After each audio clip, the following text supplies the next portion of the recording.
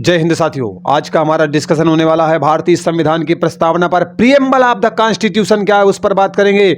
मतलब प्रस्तावना पर तो बात करेंगे, संशोधन पर भी बात करेंगे। किस केस को आधार बनाकर इसमें संशोधन किया गया, अब तक कितने संशोधन किए गए हैं, प्रस्तावना के तत्व क्या है, प्रस्तावना के विषय वस्तु तो आपके सामने ही यहाँ पर बोर्ड में लिखी हुई है।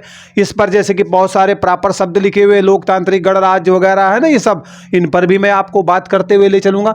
मतलब यहां पर भी हम डिस्कशन करेंगे कि एक्चुअली मान लो कोई शब्द दे दिया गया तो अर्थ उसका कैसे समझ पाओगे। तो कुल मिलाकर के प्रस्तावना में सब कुछ आपको जानने को मिलेगा। जहां जहां से प्रश्न बनते हैं, चाहे महत्व की बात कर लो या फिर जो है प्रस्तावना के संशोधन से संबंधित बात कर लो, ये आपके संविधान का भाग है या नहीं है इसकी बात कर लो, मतलब कुछ नहीं बचने वाला। तो वीडियो स्किप करके मत जाना वरना पछताओगे। और अगर भरोसा नहीं कि मैं सही बोल रहा हूं तो कुछ देर बने रहो, बाद में खुद ही चले जाना अगर ना लगे तो, ठीक है। सबसे पहले बेटा प्रस्तावना ना अमेरिकी संविधान में शामिल की जाती है। तो सबसे पहले प्रस्तावना को अमेरिकी संविधान में शामिल किया जाता है सबसे पहले। उसके बाद तो जानते हो बहुत सारे देशों का नंबर आता है, बहुत सारे देश प्रस्तावना को स्वीकार करते हैं अपने संविधान में। इस कड़ी में हम भी हैं, मतलब हम भी अपने संविधान में क्या करते हैं, प्रस्तावना को शामिल कर लेते हैं, प्रस्तावना को अपना लेते हैं। ठीक, यहां तक भाई समझ में आ गया। प्रस्तावना है क्या, तो बेटा प्रस्तावना आपके संविधान का परिचय कराती है। ठीक है, मतलब संविधान का क्या है, ये परिचय पत्र है, आइडेंटिटी कार्ड है। अरे आइडेंटिटी कार्ड दे दिया जाता है ना कि भैया ले लो आइडेंटिटी कार्ड, जाओ है ना घूमो जा करके, तो ये आइडेंटिटी कार्ड है आपकी। ठीक है, प्रस्तावना क्या है बेटा, आपका आइडेंटिटी कार्ड है। एक तरीके से कार्ड मिल गया कि हाँ भैया तुम हो। ठीक, कहने का मतलब है इसे आप भूमिका कह सकते हैं, संविधान की से भूमिका भी कह सकते हैं। मतलब संविधान की भूमिका भी आप कह सकते हो, किसे, प्रस्तावना को। यहां तक बेटा क्लियर हो गया। संविधान का सार होती है प्रस्तावना। प्रस्तावना क्या होती है, तो संविधान का सार होती है। ठीक है, संविधान का सार होती है प्रस्तावना, संविधान का सार होती है प्रस्तावना। कुल मिलाकर के परिचय पत्र होती है, आइडेंटिटी कार्ड होती है। एक तरीके से प्रस्तावना यही है। ये एक्चुअली में है क्या, इसका मतलब वो मैंने आपके सामने रखा है। ठीक, तो इतनी बातें आपको समझ में आ गई। बेटा भारतीय संविधान की प्रस्तावना पंडित जवाहरलाल नेहरू द्वारा दिए गए या बनाए गए और पेश किए गए, कहां पेश किया था, संविधान सभा में पेश किया था। और संविधान सभा ने उद्देश्य प्रस्ताव को क्या किया था, स्वीकार किया था। तो ये प्रस्तावना जो है ना, ये जवाहरलाल नेहरू के उद्देश्य प्रस्ताव पर आधारित है। तो चलो थोड़ा सा मैदान क्लियर। हाँ, तो प्रस्तावना बेटा पंडित पीटी जवाहरलाल नेहरू, ठीक है, जवाहरलाल नेहरू, पंडित जवाहरलाल नेहरू के द्वारा बेटा क्या लाया गया था, उद्देश्य प्रस्ताव लाया गया था। ठीक है, उद्देश्य प्रस्ताव लाया गया था और इस उद्देश्य प्रस्ताव पर आधारित है आपकी प्रस्तावना। इस उद्देश्य प्रस्ताव को संविधान सभा के द्वारा स्वीकार भी किया जाता है, संविधान सभा के द्वारा इसे स्वीकार भी किया जाता है। ठीक, यहां तक भी समझ में आया। अब आप सोचोगे बेटा कि ये जो प्रस्तावना है एक्चुअली में जो है इसमें क्या किसी प्रकार के शब्दों को भी जोड़ा गया था। तो बेटा मैंने बोला था ना मैं सब कुछ बताऊंगा। तो 42वें नंबर का संविधान संशोधन होता है 1976 में, मतलब 42 नंबर का संविधान संशोधन होता है, 42वां संविधान संशोधन होता है। और ये बेटा संविधान संशोधन कब होता है, तो ये आपका जो है संविधान संशोधन 1976 में होता है। और इसमें आपकी जो प्रस्तावना है उसमें 3 शब्दों को जोड़ा जाता है। एक होता है समाजवादी, 3 शब्द जोड़े जाते हैं और 3 शब्द में आपको जो है कौन सा मिलेगा, समाजवादी शब्द मिलेगा। यहाँ पर आप देख सकते हो एक समाजवादी शब्द जोड़ा जाता है। दूसरा शब्द बेटा आपका धर्मनिरपेक्ष जोड़ा जाता है। तो ये लो, ये भी मिल गया आपका धर्मनिरपेक्ष, दूसरा शब्द यहाँ पर है। ठीक है, 2 शब्द तो ये जुड़ गए। अब बचे भैया तीसरे की बारी। तो तीसरा शब्द आपका जो जोड़ा जाता है आपके संविधान में वो अखंडता जोड़ा जाता है। तो ढूंढो यहाँ पर कहाँ पर अखंडता, ये अखंडता है। ठीक है, 3 शब्द आपके उसमें जोड़े जाते हैं। यहाँ पर मैंने डिफाइन कर दिया, एक्चुअली इसी के माध्यम से मैंने बता दिया, मैंने कहा ज़्यादा समय न बर्बाद हो। तो 42वां संविधान संशोधन जब बेटा 1976 में होता है तो 3 शब्दों को जोड़ा जाता है। पहला है आपका समाजवादी, दूसरा है धर्मनिरपेक्ष और तीसरा है अखंडता। ये जोड़े जाते हैं, पूछा जाता है, अक्सर पूछा जाता है कि 42वें संविधान संशोधन में प्रस्तावना में कौन से शब्द जोड़े गए थे, कौन सा शब्द जोड़ा गया था, कौन सा नहीं जोड़ा गया था, पता होगा तब तो कर पाओगे ना। अगर हम बेटा विषय वस्तु की बात करें, संविधान की प्रस्तावना की विषय वस्तु की बात करें तो आपके सामने लिखी गई है। आप जरा इसे ध्यान से देखिएगा, मैं थोड़ा सा इसे इरेज करता हूं। देखिए, प्रस्तावना की जो बेटा विषय वस्तु है, प्रस्तावना की क्या है, विषय वस्तु है, वो आपके सामने लिखी हुई है। आप जरा इसे ध्यान से देखिएगा। हम भारत के लोग भारत को एक संपूर्ण प्रभुत्व संपन्न समाजवादी, ये तो नया शब्द है जो जोड़ा गया 42वें संविधान संशोधन में। धर्मनिरपेक्ष, ये भी ऐसा ही शब्द है। लोकतांत्रिक गणराज्य बनाने के लिए और इसके समस्त नागरिकों को चाहे 3 प्रकार का न्याय है, चाहे सामाजिक न्याय चाहिए, आर्थिक न्याय चाहिए या फिर राजनीतिक न्याय चाहिए, मतलब 3 प्रकार के न्याय की बात करता है। ठीक है, 3 प्रकार के न्याय की बात हमारी प्रस्तावना करती है। ओके, न्याय की बात करें, विचार की बात करें, अभिव्यक्ति की बात करें, धर्म की बात करें, विश्वास की बात करें, उपासना की, इन स्वतंत्रता की बात करता है। मतलब न्याय की, विचार की, अभिव्यक्ति की, धर्म की, विश्वास, उपासना, इन सब की हमें स्वतंत्रता दी गई है। प्रतिष्ठा और अवसर की समानता, समता मतलब समानता, समानता की बात की गई है, चाहे प्रतिष्ठा की हो या फिर कहीं अवसर की हो, नौकरी के लिए हो, कहीं पर भी हो। तथा व्यक्ति की गरिमा और राष्ट्र की एकता, अखंडता, अखंडता शब्द भी जोड़ा गया 42वें संविधान संशोधन द्वारा। एकता और अखंडता सुनिश्चित करने वाला, बंधुत्व को बढ़ाने वाला, दृढ़ संकल्पित होकर के अपनी इस संविधान सभा में आज दिनांक 26 नवंबर 1949 को इदत द्वारा संविधान को अंगीकृत करते हैं, अधिनियमित करते हैं और आत्मार्पित करते हैं। यहाँ आत्मार्पित लिखा हुआ है नीचे, ठीक है, ये करते हैं। ये बेटा एक्चुअली विषय वस्तु है आपके संविधान की प्रस्तावना की। जो महत्वपूर्ण शब्द थे वो मैंने आपको यहाँ पर बता दिए, और जो बहुत सारे शब्द हैं उनका हम एक एक करके ऑलरेडी अभी डिस्कशन करेंगे, इसलिए कोई चिंता की बात नहीं है, डरने की कोई बात नहीं है कि सर इतना ही बता के छोड़ देंगे। अरे मैं तो वो बताऊंगा ना कि आप सोचोगे कि अरे आज तक तो हमें पता ही नहीं चला कि ऐसा भी कुछ है। चलिए अब प्रस्तावना के कुछ तत्वों पर विचार कर लेते हैं। एक्चुअली प्रस्तावना में तत्व कौन कौन से हैं, तो ये बात तो भाई देखो आपको समझ में आ गई कि एक्चुअली विषय वस्तु क्या है। ठीक है, ये आप बिल्कुल समझ गए। अब हम आगे बढ़ जाते हैं जिससे थोड़ा स्पेस मिल सके, इसलिए विषय वस्तु को मैंने यहाँ पर समझा दिया। अब एक्चुअली हमारा जो है कायदे का डिस्कशन अब होने वाला है। अभी तो दोस्त टेलर था, लेकिन अब चलेगी फिल्म, वो भी एक्शन वाली चलेगी। ठीक है, चलो तो प्रस्तावना के तत्व के बारे में जान लेते हैं। तो बेटा प्रस्तावना में कहा गया है कि संविधान को शक्ति कहां से मिलती है, लोगों से, भारत के लोगों से।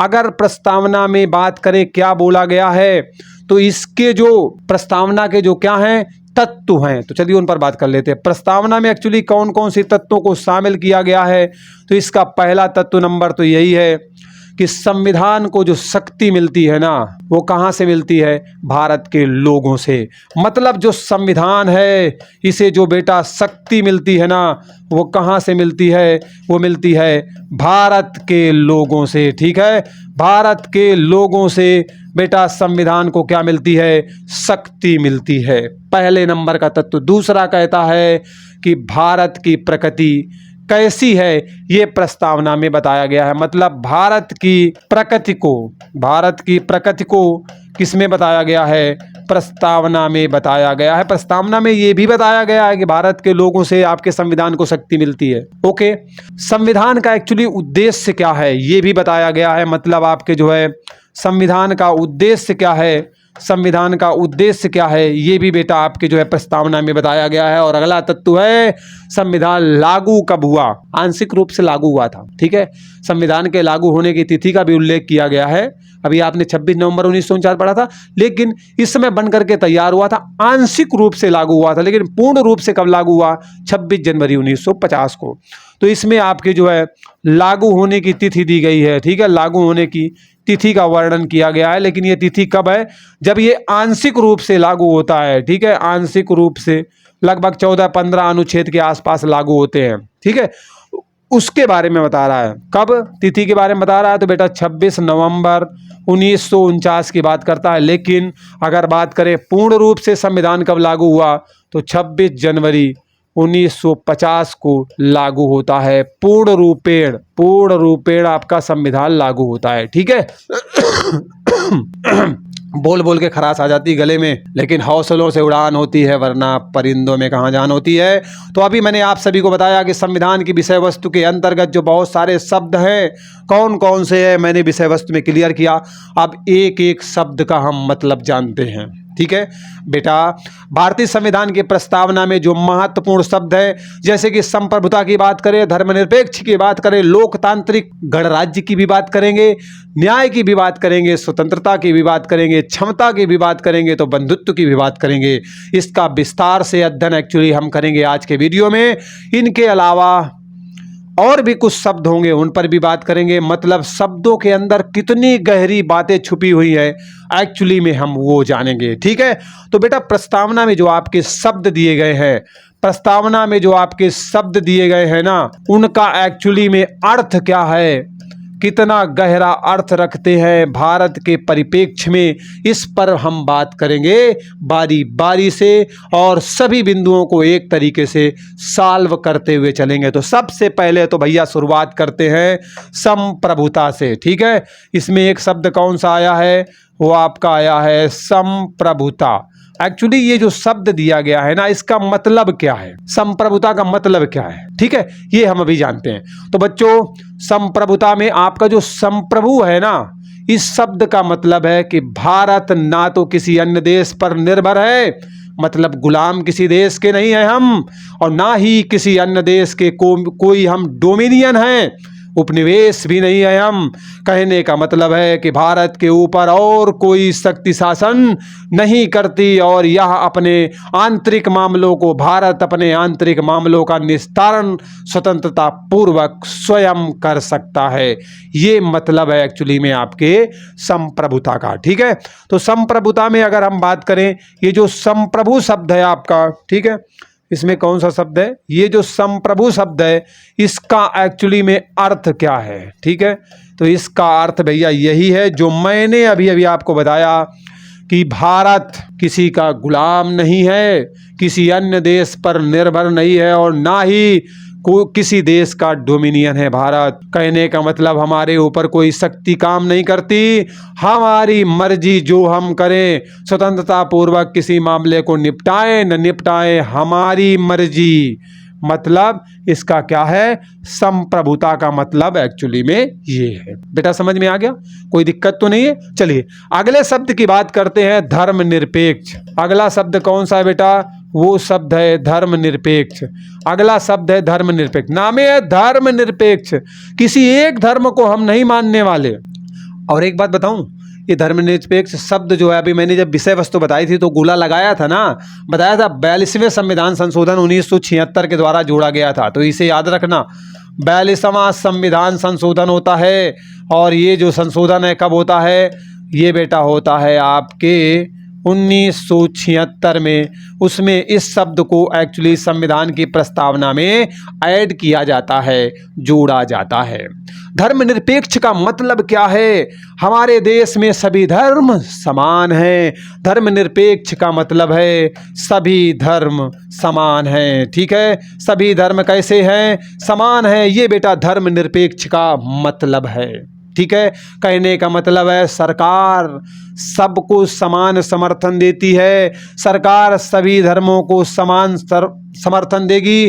किसी एक धर्म को बढ़ाने के लिए, किसी एक पार्टिकुलर धर्म को बढ़ाने के लिए, उसकी उन्नति के लिए सरकार काम नहीं कर सकती, सबको समान तरीके से लेके चलना पड़ेगा। इसी को कहते हैं धर्मनिरपेक्ष। मतलब किसी एक धर्म का बोलबाला नहीं है, जितने भी धर्म हैं सबका बराबर सम्मान हम सभी को करना होगा। एक्चुअली हमारे जो है धर्मनिरपेक्ष का मतलब ये है।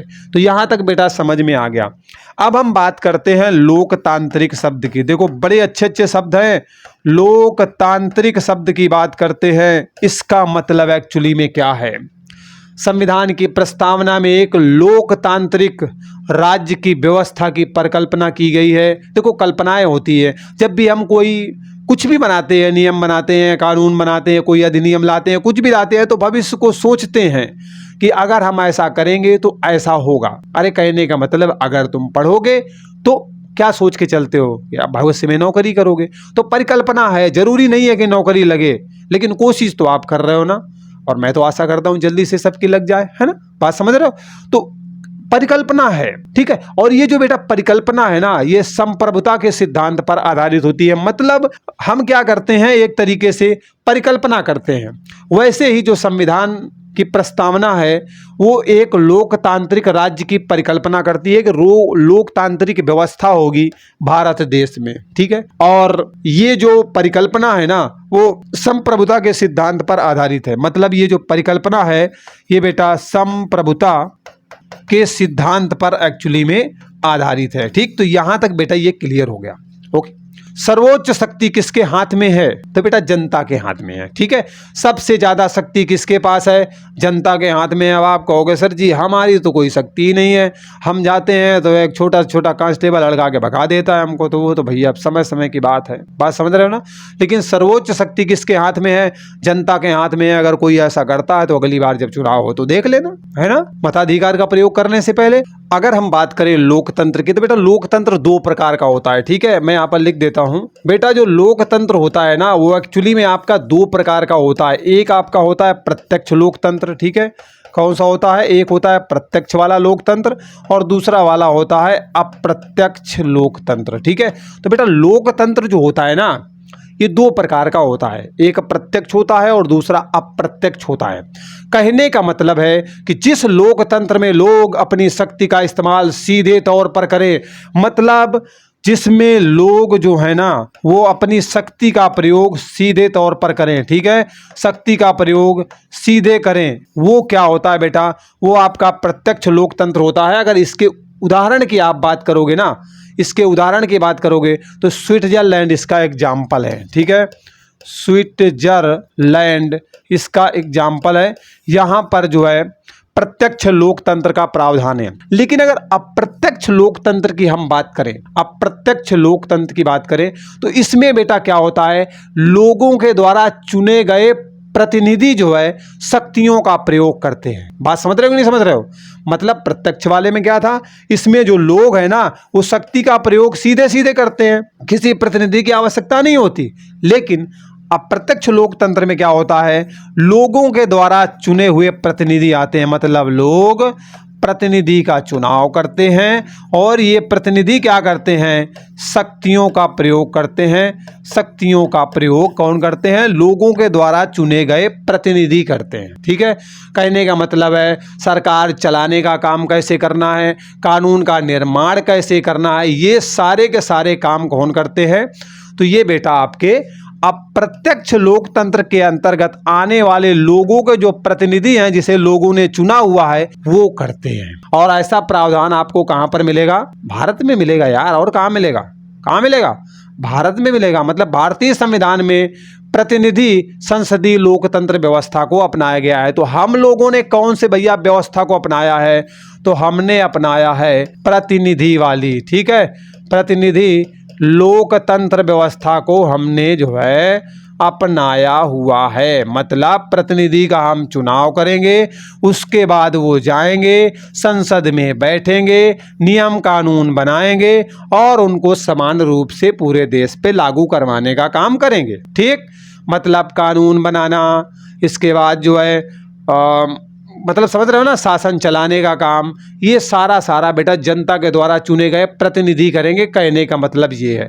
तो लोकतंत्र का मतलब तो समझ गए कि भैया स्विट्जरलैंड का मामला तो हमारे यहाँ पे है नहीं, हमारे यहाँ पे है हम प्रतिनिधि का चुनाव करते हैं और प्रतिनिधि संसद में बैठता है और वहीं पर सारे नियम कानून हमारे बनते हैं, ठीक। चलिए अगले शब्द पर बात करते हैं। अगला शब्द बेटा आपका समाजवादी, समाजवादी। और इस शब्द को भी मैंने आपको बार बार बताया था, इसे भी 42वां संविधान संशोधन होता है 1976 में, तो इस शब्द को भी आपके संविधान में क्या, संविधान की प्रस्तावना में ऐड किया जाता है, ठीक है। तो बेटा समाजवादी शब्द कब जोड़ा गया, 42वें संविधान संशोधन 1976 के जोड़ा जाता है। और भारतीय समाज लोकतांत्रिक समाजवाद है। अब मतलब समाजवाद नहीं है, समाज है। मतलब अगर भारतीय समाज की बात करोगे, भारतीय समाज की, तो भारतीय समाज कैसा है, लोकतांत्रिक समाज है, ठीक है, लोकतांत्रिक समाज है। भारत के समाज की मैं यहाँ पर बात कर रहा हूँ। ना कि साम्यवादी समाजवाद विचारधारा भारत में देखने को मिलती है।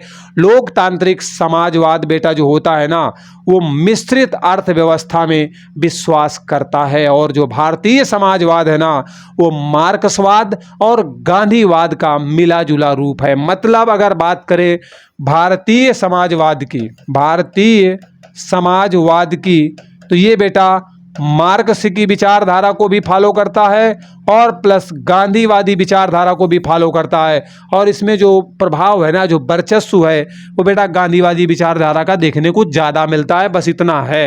मतलब भारतीय समाजवाद एक्चुअली मार्क्सवाद की जो है जो भी अवधारणा थी उसको भी फॉलो करता है, और गांधीवाद की जो अवधारणा है उसको भी फॉलो करने का काम करता है। मतलब गांधीवादी समाजवादी विचारधारा को भी समेटे हुए और मार्क्सवादी विचारधारा को भी समेटे हुए, लेकिन झुकाव ज़्यादा गांधीवाद की ओर है। ठीक है, ये बात आपको भाई यहाँ पर समझ में आ गई, कोई डाउट नहीं होगा। अब हम अगले शब्द पर बात करते हैं, जैसे कि अगला शब्द आपका क्या है, स्वतंत्रता। क्या बात है, बहुत अच्छा शब्द है स्वतंत्रता। वैसे स्वतंत्रता दिवस कब मनाया जाता है, चलिए बता देता हूँ। 15 अगस्त को मनाया जाता है ना, हर वर्ष, क्योंकि 15 अगस्त 1947 को हमारा प्यारा भारत देश आज़ाद हुआ था। ठीक है, 1947 को हमारा देश आज़ाद हुआ था, इसलिए इस दिन हम जो है स्वतंत्रता दिवस के रूप में मनाते हैं। चलो ये बात तो भाई हो गई स्वतंत्रता दिवस की, लेकिन इस शब्द का मतलब क्या है?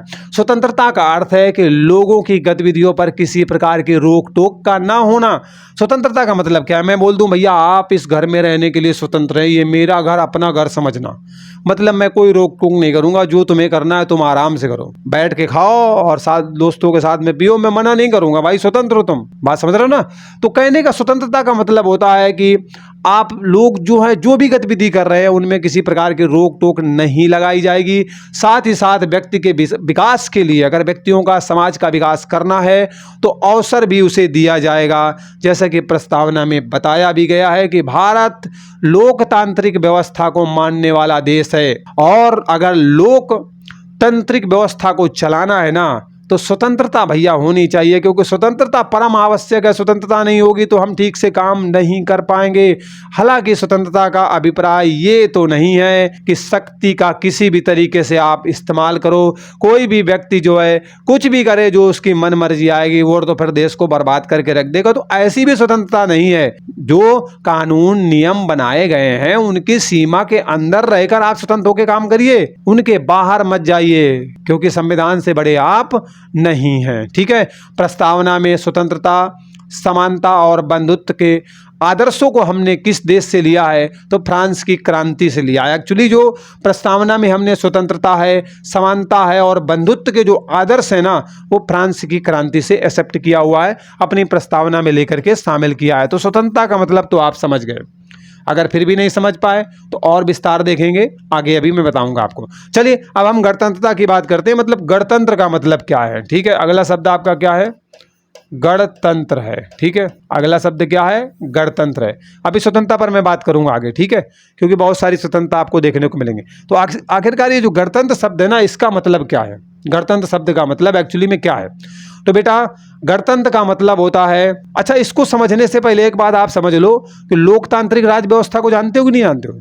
लोकतांत्रिक राज व्यवस्था को समझते हो कि नहीं समझते हो? मतलब लोकतांत्रिक राज व्यवस्था जो होती है, इसमें जो हमारा समाज होता है, राज व्यवस्था होती है, उसे दो भागों में बांटा जाता है। राज व्यवस्था को ही ले लो। तो मतलब आपका जो लोकतांत्रिक राज व्यवस्था है, अगर हम बात करें लोकतांत्रिक राज व्यवस्था के, ठीक है, चलो इसे देख लेते हैं। लोकतांत्रिक राज व्यवस्था के तो इसके बेटा दो आयाम होते हैं। मतलब लोकतंत्र को किस तरीके से चलाया जाता है? तो दो तरीके से चलाया जाता है। एक तो राजशाही होती है, राजशाही होती है मतलब जो राजा होगा ना और रानी होगा, इसमें आपको राजा रानी मिलेंगे। राजा रानी की कहानी मिलेगी, मतलब ब्रिटेन आपको जाना पड़ेगा, ब्रिटेन में ऐसा ही प्रावधान आपको मिलेगा। ठीक है, राजशाही हो गया, पहला तो राजशाही हो गया, और दूसरा कैसा होता है? वो गणतंत्र होता है। गणतंत्र होता है। तो पहला तो राजशाही हो गया, राजा रानी शासन चलाएंगे। इसके बाद वंशानुगत रहता है, उन्हीं से रिलेटेड, उन्हीं के परिवार से रिलेटेड है ना, राजा का पुत्र है कोई है तो वो आपका जो है आगे आने वाला उत्तराधिकारी बनेगा। लेकिन गणतंत्र में एक्चुअली में ऐसा नहीं होता। मतलब किसी एक व्यक्ति की, एक राजा की, एक शासक की, एक सरकार की, ठीक है, मतलब ऐसा नहीं है कि उसका बेटा ही बैठेगा, उसका बेटा बैठेगा, ऐसा एक्चुअली में होता नहीं है। तो राजशाही वाला तो समझ गए ना। दूसरा आपका कौन सा है? गणतंत्र। राजशाही व्यवस्था में क्या होता है? इसमें जो राज्य का प्रमुख होता है, मतलब सर्वे सर्वा होता है, मतलब राजा की बात कर रहा है तो राजा रानी देखने को मिल जाते हैं और इनके उत्तराधिकारी इन्हीं के बच्चे आगे चल करके बनते हैं। ऐसा ब्रिटेन में आपको देखने को मिलता है। लेकिन अगर गणतंत्र की बात करेंगे ना, तो यहाँ जो राज्य का प्रमुख होता है वो प्रत्यक्ष रूप से, अप्रत्यक्ष रूप से जो है निश्चित समय के लिए चुना जाता है। कहने का मतलब है यहाँ पर जो भी प्रतिनिधि है, प्रतिनिधि क्या, राज्य का प्रमुख है, राज्य प्रमुख जो भी होगा वो या तो सीधे तौर पर चुना जाएगा, सीधे चुना जाएगा मतलब प्रत्यक्ष उसका चुनाव होगा, या फिर अप्रत्यक्ष तरीके से उसका जो है चुनाव किया जाएगा और वो जो है इस पद को सुशोभित करेगा। भारत में राज्य प्रमुख कौन होता है? तो मेरा भारत का राष्ट्रपति होता है।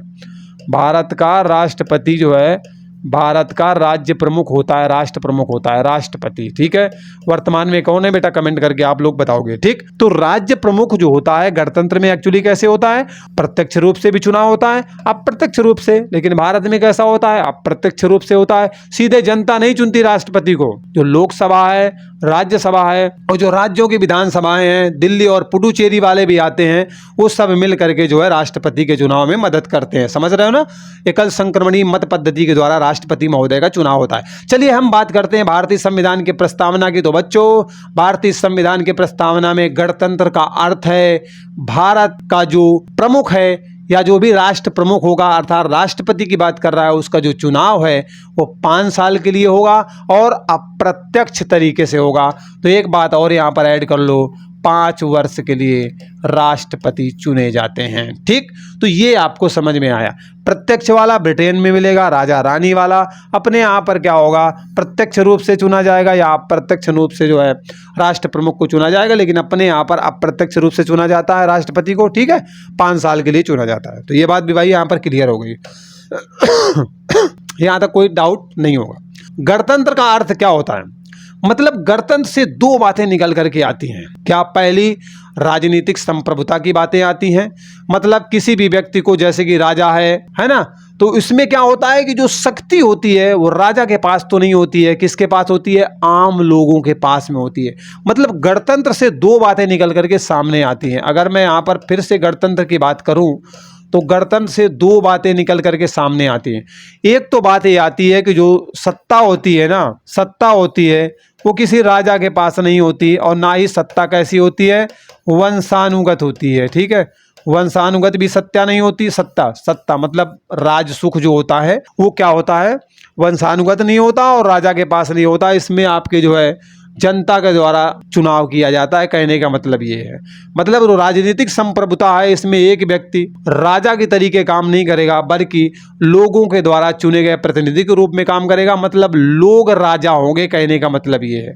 वो अलग बात है कि भैया है नहीं। ठीक है, दूसरी बात निकल करके आती है कि किसी भी विशेषाधिकार प्राप्त वर्ग की अगर अनुपस्थिति हो जाती है, कहने का मतलब है कि सभी प्रकार के वर्गों को मौका दिया जाएगा। मतलब विशेषाधिकार की बात कर रहा है आपके इसमें, तो इसमें कह रहा है कि सभी वर्गों को छूट दी जाएगी या सभी वर्गों को जो है कार्य करने का, सेवा देने का मौका दिया जाएगा। किसी विशेष व्यक्ति को जो है मौका नहीं दिया जाएगा। मतलब किसी को जो है विशेषाधिकार नहीं दिया जाएगा कि भैया नहीं तुम ही सब संभालोगे, ऐसा नहीं है। तो ये आपके गणतंत्र की एक विशेषता होती है कि जो सत्ता है वो राजा के हाथ में ना होकर जनता के हाथ में होती है, और किसी एक व्यक्ति को विशेषाधिकार नहीं मिलते, बल्कि सभी वर्गों के जो लोग हैं ना, सबको कुछ न कुछ मिलता है। एक्चुअली कहना ये चाहता है। ठीक है, अब हम समता की बात कर लेते हैं। एक्चुअली समता का मतलब क्या है? समानता का मतलब क्या है? समता कहो या फिर इसे आप समानता कहो। ठीक है, समानता कहो। समता या समानता की बात करते हैं। तो साथियों, समता का अर्थ है समाज के किसी भी वर्ग के लिए विशेषाधिकार का ना होना। मतलब किसी एक वर्ग का विशेषाधिकार नहीं होगा। ठीक है, एक वर्ग का विशेषाधिकार नहीं होगा। ठीक है, विशेषाधिकार एक वर्ग का नहीं होगा, सबको मिलेगा, सबको अधिकार मिलेंगे। मतलब बिना किसी भेदभाव के हर व्यक्ति को समान अवसर दिया जाएगा। समानता का मतलब है बिना भेदभाव के। ठीक है, बिना भेदभाव के सबको समान अवसर प्रदान किए जाएंगे, समान अवसर दिए जाएंगे। तो समता या समानता का मतलब तो ये हो गया। कहने का मतलब है कि बेटा भारतीय संविधान की प्रस्तावना में बताया गया है कि हर व्यक्ति को अवसर की समानता प्रदान की जाएगी। अब आपकी अवसर की समानता के अंतर्गत चाहे नागरिक समानता की बात कर लो, राजनीतिक समानता की बात कर लो, या फिर आर्थिक समानता की बात क्यों ना करो, मतलब राजनीतिक बात करो। अच्छा मैं लिख देता हूं, थोड़ा और मजा आएगी आपको। मतलब मैंने आपको क्या बताया, समानता की अगर बात करोगे, ठीक है, तो अगर समता की बात करोगे या फिर समानता की बात करोगे, इसे समझना जरूरी है। एक्चुअली बहुत सारे पॉइंट आएंगे, तो इसमें 3 प्रकार की स्थितियां आपको देखने को मिलेंगी, मतलब 3 प्रकार की समानता की बात करेगा। पहला आपका क्या है, नागरिक समानता की बात करेगा, ठीक है पहला क्या है, नागरिक समानता की बात करेगा। फिर दूसरा राजनीतिक बात करेगा, राजनीतिक समानता की बात करेगा। और तीसरा बेटा क्या है, आर्थिक समानता की बात करेगा। मतलब आपके नागरिक समानता हो सकती है, राजनीतिक समानता हो सकती है, आर्थिक हो सकती है, इसमें किसी प्रकार का भेदभाव नहीं चलेगा। कहने का मतलब एक्चुअली समता या समानता शब्द का मतलब ये है, ठीक है। तो चलिए अब अगर हमने यहाँ पर बात कर ही ली है नागरिक अधिकार की, तो बस नागरिक वाले में तो तुरंत आपके दिमाग में मौलिक अधिकार क्लिक हो जाने चाहिए, ठीक है। मौलिक अधिकार आपके दिमाग में तुरंत आ जाने चाहिए। और मौलिक अधिकार पर बेटा कंप्लीट डिस्कशन ऑलरेडी मैं कर चुका हूं, इसलिए ज़्यादा गहराई में मैं जाऊंगा नहीं। डेडिकेटेड वीडियो बना हुआ है, आप जाकर के चैनल की प्लेलिस्ट में जाकर के देख लेना, पॉलिटी की प्लेलिस्ट में सब मिलेगा आपको, ठीक। ये बात भी समझ में आ गई। तो मौलिक अधिकार नागरिक समानता को सुनिश्चित करते हैं। नागरिकों को बेटा मिलते हैं अधिकार के नहीं मिलते हैं, तो यहाँ पर जो है उनके अधिकारों को सुनिश्चित करते हैं। अनुच्छेद 14 में क्या बताया गया है, विधि के समक्ष समानता की बात की गई है। इसमें जो है आपके समता की ही बात है ना, इसलिए बता रहा हूँ। अनुच्छेद 14 में क्या बताया गया है, विधि के समक्ष समानता की बात की गई है। विधि के समक्ष समानता की बात की गई है कि भैया कानून के सामने सब के सब समान हैं, ना कोई राजा बाबू है, ठीक है। समानता दी गई है, ना कोई राजा है ना कोई रंग है, सब समान है। ये समझ में आया। अनुच्छेद 15 धर्म की बात हो, जाति की बात हो, लिंग की बात हो, जन्म स्थान की बात हो, कोई भेदभाव नहीं कर सकते हो आप। अनुच्छेद 15 में स्वतंत्रता दी गई है। मौलिक अधिकार में मैंने भैया बताया है, इसलिए मैं मुँह जबानी बता रहा हूँ। अनुच्छेद 16 में मतलब कोई नौकरी वोकरी का कोई मामला है, अवसर की समानता दी जाएगी लोक नियोजन के किसी भी विषय पर। अनुच्छेद 17 अस्पृश्यता के अंत की बात करता है। 18 में उपाधियों के अंत की बात की गई है। तो बच्चों नागरिक समानता के अधिकारों को आपने यहाँ पर एक्चुअली में जान लिया, मौलिक अधिकार जान लिए, समझ लेना नागरिक समानता के अधिकारों को पहचान लिया। अब कहोगे ये राजनीति का मामला क्या है, बेटा राजनीतिक समानता की अगर बात करें तो अनुच्छेद 325 में जाना पड़ेगा। इसमें जो है आपको अनुच्छेद 325 में जाना पड़ेगा। भारतीय संविधान के अनुच्छेद 325 में बताया गया है कि चाहे जाति हो, धर्म हो, लिंग हो, वर्ग हो, किसी भी व्यक्ति को मतदाता सूची में शामिल करने से आप अयोग्य घोषित नहीं कर सकते हो। इसमें मामला दिया गया है कि मतदाता सूची में अगर लोगों को शामिल करना है तो जाति, धर्म, लिंग और भेद इसके आधार पर नहीं जाओगे कि तुम भैया फलानी जाति के हो, फलानी जाति के हो, तुम वोट नहीं डाल सकते। ऐसा नहीं करोगे, कानूनी अपराध है। तो ये बेटा कहाँ मिलता है, यह राजनीतिक समानता में आपको देखने को मिलता है। अनुच्छेद 326 भी है भैया, इसमें बताया गया है कि लोकसभा और विधानसभा के लिए अगर चुनाव होता है तो वयस्क मताधिकार का प्रावधान है। और जो 18 साल प्लस हो गया है भैया, 18 साल या 18 साल से ऊपर का, वो वोट डालेगा, तुम उसे रोक नहीं सकते हो। अनुच्छेद 326 लो, इसे भी यहीं पे देख लो। अनुच्छेद 326 में राजनीतिक समानता भैया, वोट डालना है, राजनीति का मामला है तो तुम रोक नहीं सकते हो। ये यहाँ पे मिल गया। अब आपके मन में होगा एक बच गया आर्थिक वाला, जरा ये भी पता चल जाए। तो एक बात बताओ, अनुच्छेद 39 जानते हो कि नहीं जानते हो? राज्य के नीति निर्देशक सिद्धांत से परिचित हो कि नहीं परिचित हो? इसमें बताया गया है कि पुरुष हो या महिला, समान कार्य के लिए समान वेतन मिलेगा। मतलब समान कार्य के लिए समान वेतन मिलेगा।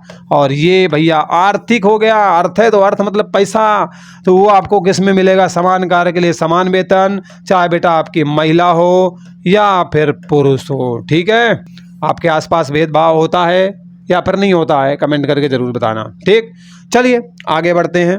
अब हम बात करते हैं बंधुत्व की। अगला शब्द कौन सा है? बंधुत्व। बंधुत्व का मतलब क्या है? जैसा कि शब्द ही दिया गया, बंधु, दीन बंधु, है ना, मतलब बंधु, बंधु मतलब भाईचारा। बंधु का मतलब ही है, इसमें अगर तोड़ के देखोगे ना तो भाईचारे की भावना की बात कर रहा है। भाईचारे की भावना मतलब जाति धर्म दुनियादारी से ऊपर उठकर देश की एकता अखंडता सौहार्द को बनाए रखने के लिए, भाईचारे की भावना को बढ़ाने के लिए बंधुत्व शब्द का मतलब है यही सब का सब जो मैंने आपको बताया। मौलिक कर्तव्य जानते हो ना, डेडिकेटेड वीडियो बना हुआ है भैया, मैंने बढ़िया डिटेल में समझाया, एक एक पॉइंट को क्लियर किया है। वर्तमान में कितने मौलिक कर्तव्य जरा कमेंट करके बता देना बेटा, ठीक है। तो अनुच्छेद 51 का में आपके मौलिक कर्तव्यों को रखा गया है और इसमें भी आपको बताया गया है कि हर भारतीय नागरिक का कर्तव्य है कि धार्मिक हो, धर्म के नाम पर लड़ाई ना करें, भाषा के आधार पर ना बवाल मचाएं, वर्ग की विविधता के आधार पर जो है राष्ट्र के भाईचारा को तोड़ने की कोशिश ना करें, बल्कि भाईचारा की भावना को प्रेरित करने का काम करें। ठीक, तो ये सारी बातें आपको बंधुत्व के अर्थ में मिलेंगी, इसीलिए इस शब्द को इंक्लूड किया गया है। बच्चों, जैसा कि मैंने आप सभी को पहले बता दिया था कि अखंडता शब्द भारतीय संविधान में जो है 42वें संशोधन 1976 के द्वारा प्रस्तावना में एक्चुअली में जोड़ा जाता है। अखंडता शब्द का मतलब ये है कि भारत जो है राज्यों का एक संघ है, ऐसा अनुच्छेद 1 में बताया गया है। और ये भी कहा गया है, स्पष्ट किया गया है कि राज्य जो है संघ से अलग होने का कोई अधिकार नहीं रखते, कि मतलब आज कोई राज्य बोल दे हम भैया केंद्र सरकार से अलग हो गए, देश से अलग हो गए, ऐसा कोई अधिकार नहीं है। ये मतलब आपके जो है अगले शब्द अखंडता का है। अच्छा, मैंने लिखा नहीं क्या? ओके ओके ओके, कोई बात नहीं। अखंडता शब्द का मतलब क्या है कि संघ जो है ना, भारत जो है राज्यों का एक संघ होगा और कोई भी राज्य के पास ऐसा अधिकार नहीं है कि वो जो है संघ को छोड़ करके अपने नए क्षेत्र मतलब अपने क्षेत्र को स्वतंत्र घोषित कर दे, अपना अलग देश बना ले, ऐसा कुछ नहीं होगा। मतलब देश की एकता खंडित न होने पाए, इस अखंड शब्द का मतलब ये है, अखंडता शब्द का मतलब ये है देश के टुकड़े ना होने पाए। ठीक है, अब हम प्रस्तावना के महत्व पर बात करते हैं कि बेटा प्रस्तावना का एक्चुअली महत्व क्या है। तो बेटा जो हमारे संविधान की प्रस्तावना है, इसमें दर्शन और राजनीति की भी बात की गई है, धार्मिक और नैतिक मूल्यों का भी उल्लेख देखने को मिलता है, जो हमारे संविधान को आधार बनाने का काम करता है, पिलर बनाने का काम करता है। मतलब पिलर, बेस जानते हो ना, आधार, पिलर, पिलर देने का काम करता है। संविधान सभा की आदर्श सोच को दर्शाता है। संविधान सभा के आदर्श सोच को क्या दर्शाएगा भाई? संविधान सभा का गठन हुआ था ना 1946 में, अरे हमारे लोगों की आदर्श सोच का नतीजा है। अगर लोग ही ना होते तो संविधान सभा क्या करती भाई? इतनी बातें समझ में आ गई? ओके। प्रस्तावना को संविधान का एक सम्मानित भाग भी कहा गया है।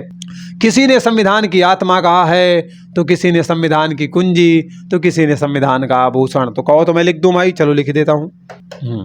अब बेटा बात करते हैं प्रस्तावना की। तो भारतीय संविधान की जो प्रस्तावना है, किसी ने इसे सम्मानित भाग कहा है, मतलब सम्मानित भाग। अब संविधान का ही है, ठीक है, मैंने लिखा नहीं है। संविधान का सम्मानित भाग किसी ने कहा है।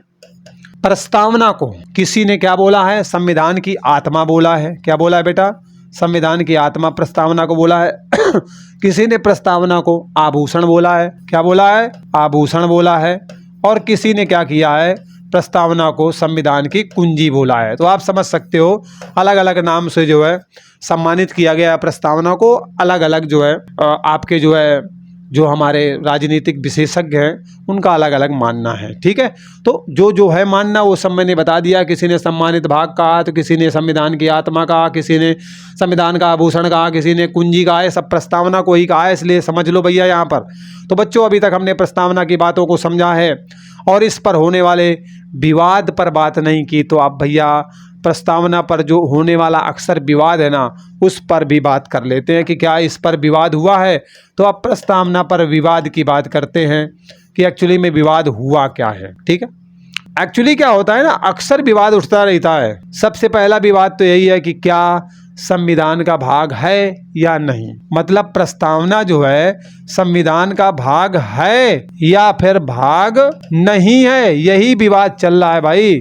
है या फिर नहीं है, संविधान का हिस्सा है या फिर नहीं है। ठीक है, इस मामले में विवाद काफी लंबे समय तक चलता है।